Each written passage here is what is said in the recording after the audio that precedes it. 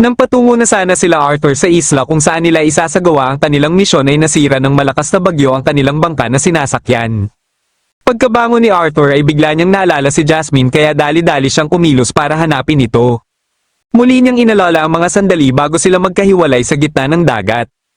Matapos masira ang kanilang bangka ay sinubukan pa nila na kumapit sa isa't isa ngunit dahil sa lakas ng alon ay napabitaw lang din sila. Akala niya ay nasa kabilang banda lang si Jasmine pero sila Elijah at Lucas pala ang naririto. Pagkabangon ng mga ito ay napag-usapan nilang tatlo ang kanilang sadya sa isla.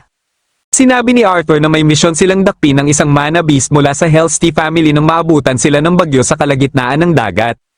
Habang si Elijah naman ay ipinadala ng guild para imbestigahan ang mga naiuulat na mga nawawalang fishing boats at hindi din nakaligtas sa bagyo. Pinagtawanan naman sila ni Lucas dahil nakakaawa lang umano sila at parang hindi umano sila mga A-rank adventurers ngunit pati din pala siya ay nadali din ng bagyo. Ipinakita ni Arthur ang bangka na sinakyan nila ni Jasmine at umaasa sila na sana ay maayos lang ang kalagayan nito. Sa ngayon ay kailangan muna nila ng bangka at hindi muna inalala ni Arthur si Jasmine sapagkat kung siya man ay nakaligtas ay sigurado siya na nakaligtas din ito. Sa halip ay inutusan niya na lang muna si Sylvie na hanapin ito. Kasalukuyan namang pinaghahanap din ni Jasmine si Arthur at napunta pala siya sa ibang isla. Dahil sa nangyari sa kanila ay hindi niya tuloy maiwasan na sisihin ang kanyang sarili. Muli niyang inalala ang pag-uusap nila ni Reynolds tungkol sa mga insidente na may kapareho din sa Arachne. May isang grupo umano na nagsagawa ng C-rank job pero isang A-rank mana beast ang kanilang nakaengkwentro. Kahit ang guild ay nalilito din sa Three Kingdom Treaty pero may posibilidad na may hindi sang-ayon sa treaty na siyang may pakana sa mga hindi maipaliwanag na mga insidente. Bilang isang ama ay gusto na sana ni Reynolds sa pahintuin na sa pagiging adventure si Arthur dahil sa mga insidenteng ito. Pero dahil alam nila na siguradong hindi titigil si Arthur sa pagiging adventurer ay nakiusap na lang siya kay Jasmine na bantayan itong mabuti. Biglang may narinig si Jasmine na ingay sa taas kaya dali-dali siyang nagtungo dito ngunit hindi pala ito si Arthur. Hinahanap ng mga ito si Lucas dahil sila pala ang mga kasama ni Lucas. Ipinadala umano sila dito ng Sapin Royal Family at dahil sa bagyo ay nahiwalay sa kanila ang kanilang young master.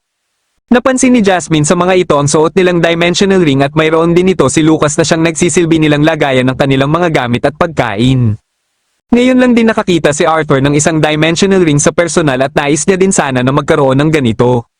Ngunit kahit ang mga mababang klase ay nagkakahalaga ng libo-libong ginto. Nagtaka si Elijah na wala pala siyang dimensional ring dahil kahit ito ay mayroon din. Sila na ang pinasikaso ni Lucas na mag-set up ng tent at buti na lang ay alam niya kung paano ito i-set up dahil hindi pala alam ng dalawa na gawin ito. Bigla namang nagutom si Lucas kaya nalaman nila na wala palang laman na pagkain ng dimensional ring nito dahil nasa dimensional ring ng kanyang mga kasama ang mga pagkain nila. Bagamat may laman na pagkain ng dimensional ring ni Elijah ay pang isang araw lang ito. Dahil dito ay napagpasyahan ni Arthur na manghuli ng isda at manguha ng mga kabute. Kaya mas lalo lang namangha si Elijah sa kanya dahil parang lahat ng bagay ay kaya niyang gawin. Tinawag niya si Lucas para utusan ito na lutuin ang kanilang pagkain. Kagad naman itong nagreklamo pero dahil siya ang magaling sa kanilang tatlo pagdating sa fire magic ay kailangan niya itong gawin. Dahil gusto din niyang magpakitang gilas ay sinunod niya na lang din ang utos sa kanya ni Arthur. Sa una ay hindi niya pamatansya ang tamang lakas ng apoy na kinakailangan para maluto ng maayos ang isda. Pero di rin nagtagal ay nagawa niya na ito ng maayos ngunit hindi pala nakatuon sa kanya ang atensyon nila Arthur at Elijah. Habang naghahapunan na sila ay dito lang napagtanto ni Elijah na inota lang pala ni Arthur si Lucas nang sa gayon ay magkaroon din ito ng silbi. Kinabukasan ng umaga ay ipinaalam ni Arthur kay Elijah ang kanyang mga natuklasan kahapon matapos niyang galugarin ang isla habang nangunguha siya ng mga pagkain. Una ay napagtanto niya na silang tatlo lang ang nasa isla at bagamat nakita niya ang mga bangka na sinakihan nila Elijah at Lucas ay parehas sira na din ang mga ito. Sa ngayon ay tanging magagawa lang nila ay maghintay ng rescue o kaya naman ay maghanap sila ng paraan paano sila makakabalik. Kung maghihintay sila ng rescue ay umaasa si Arthur kay Jasmine dahil isa itong double A rank adventurer kaya siguradong buhay pa ito at gagawin nito ang lahat para mahanap siya. Kung babalik naman sila ng sarili nilang sikap ay posible magawa din nila ito sapagkat hindi naman ganong malayo mula sa kinaroroonan nila ang mainland. Pero ayon kay Lucas ay parehas umanong hindi gagana ang mga naiisip nilang plano. Dito na nito ipinaalam sa kanila kung ano talaga ang sadya nila sa isla at ito ay ang mana beast na may kakayahan na kontrolin ang panahon. Kaya sa oras na makaengkwentro nila ito sa gitna ng karagatan ay siguradong may kalalagyan sila. Dito na napagtanto nila Elijah at Arthur na ang mana beast pala na ito ang dahilan bakit nasira ang kanilang mga bangka. Dahil sa sobrang napakadelikado ng mana beast na ito ay pinili ng hari ang Whites family na mag-asikaso dito. Base sa kanilang impormasyon ay malaki ang posibilidad na nasa loob ito ngayon ng isla. Nang aalis na sana si Lucas para puntahan ng mana beast ay napagpasyahan nila Arthur at Elijah na samahan siya sapagkat mas malaki ang tsansa nila na matalo ang mana beast kung tatlo sila na makikipaglaban dito. Habang patuloy pa din sa paghahanap si Jasmine kay Arthur ay nakita na din siya sa wakas ni Sylvie. Dahil dito ay nakumpirma niya na buhay pa nga si Arthur at sobrang nagpapasalamat siya dito. Makalipas ang ilang minuto na paghahanap ay natagpuan na din nila Arthur ang lungga ng mana beast. Iminungkahi ni Arthur kay Lucas na umpisahan ng pag-atake dito at dahil pagkakataon na naman ito ni Lucas na magpakitang gilas ay hindi niya na ito pinalampas pa. Ginamit niya ang isa sa pinakamatinding teknik ng Whites family. Alam ni Elijah na babalik sa kanila ang impact ng atake ni Lucas kaya mabilis siyang lumikha ng barrier. Pero dahil sa sobrang lakas ng atake ni Lucas ay ramdam pa din nila ang lakas ng impact nito. Dahil dito ay nakapagyabang na naman si Lucas at umaasa siya na sana ay buo pa din ang mana core ng mana beast sa kabila ng napakalakas niyang atake. Ngunit bigla na lang silang nakaramdam ng pagyanig kaya dali-dali silang tumakbo palayo sa kuweba. Ito pala ay kagagawa ng mana beast kaya nagulat na lang si Lucas na hindi umubra dito ang ginawa niyang atake.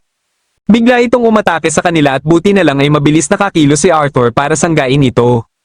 Napagpasyahan ni Arthur na labanan muna ang mana beast para makapaghanda si Lucas ng isa pang atake.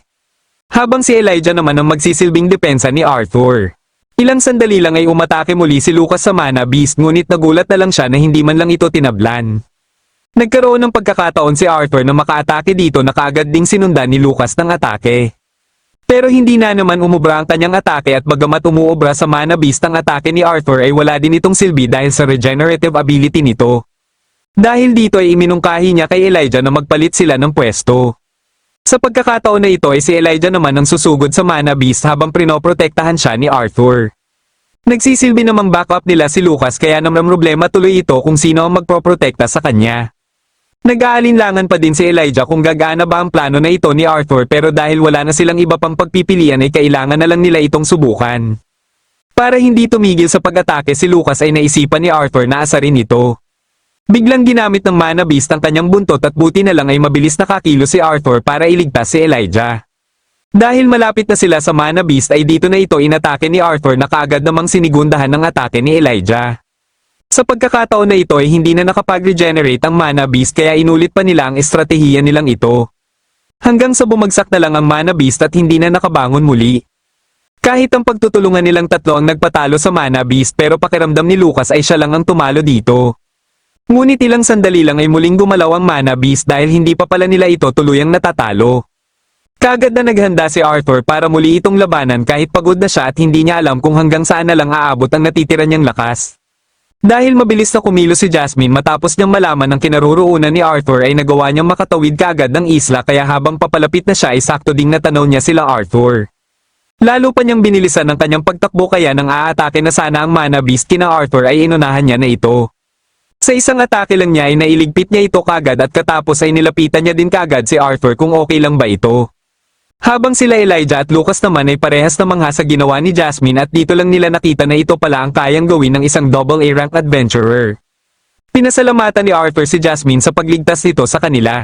Pinaghahabol naman nila Elijah at Lucas si Sylvie matapos silang maunahan nito na makuha ang mana core. Ngunit katulad sa mana core ng Arachne ay kinain lang din ito ni Sylvie. Nagulat naman sila Vio at Fairit na hindi pa pala nakikita ni Tessia si Arthur. Dahil dito ay naisip tuloy nila na natatakot si Tessia. Kagad naman itong itinanggi ni Tessia at para maipakita na hindi siya natatakot ay muli siyang bumalik sa bahay nila Arthur. Pero sa pagkakataon na ito ay si Reynolds naman ang nakakita sa kanya kaya napatakbo na naman siya palayo. Napansin naman kagad ni Reynolds na isang elf si Tessia kaya naisip niya na gumagana na siguro ang treaty. Ngunit hindi pa din sumusuko ang grupo na hindi sang-ayon sa treaty dahil muli na naman silang nagpakalat ng mga mana beast. Pero alam nila na hindi pa ito sapat at kailangan nila ng mas malakas pa para sa nakatakdang araw.